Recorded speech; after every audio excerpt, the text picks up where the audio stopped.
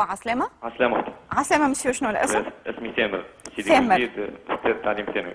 أستاذ تعليم ثانوي، تدرس بكالوريا؟ درس وعاد فيه. به، إذا كنا نتحدثوا في صلب الموضوع. والله أنا تو اللي سمعته من الصباح نسمع. نعم. حسيت إنه اللي تحكوا عليه مش في تونس اللي حكيتوا عليه هذا. اللي نحكيوا عليه سامحني؟ مش في تونس هذا اللي صاير. مش في تونس، مالا وين؟ اللي بحذاك المتفقدات والمتفقد. أها. يعملوا مزيو ويعسوا نهار في سيدي بوزيد مثلا. أها. ويشوفوا اللي يحكوا فيه كله اللي يحكوا فيه لا علاقة بالوضع. كيفاش؟ إذا كان تحكي لنا على الواقع. أنا أحكي لك بالفرج، أنا معناها من الآخر، علاش راهو شيء غير عادي. نعم. الدوار يدخلوا 8 يعدوه. 8 و4 تلقاه لبرا يبيعوا ويشروا فيه. 8 و4؟ 8 و4 ما ثماش دوار في تونس تعدى سنة في البكالوريا ما خرج. مستحيل. سامحني سي ثامر، ركز معك شوية.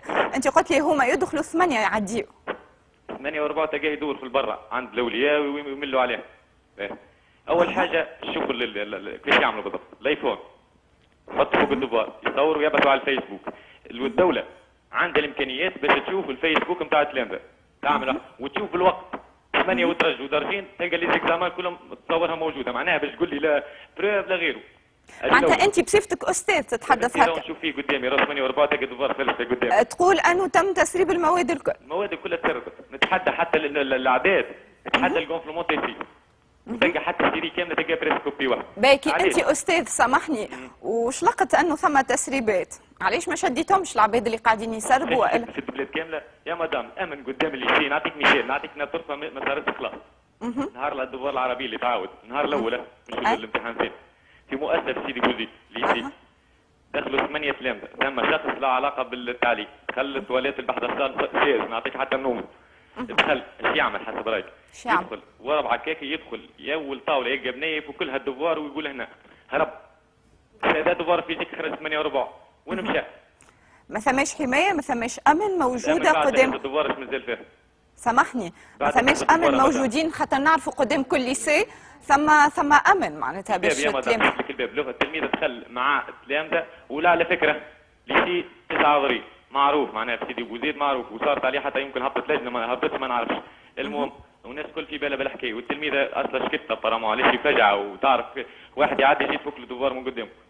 تعودش الدوار. بالنسبه للسنه بالنسبه لنا كشخص تقول لي بروف عندك الحق تدخل فيسبوك.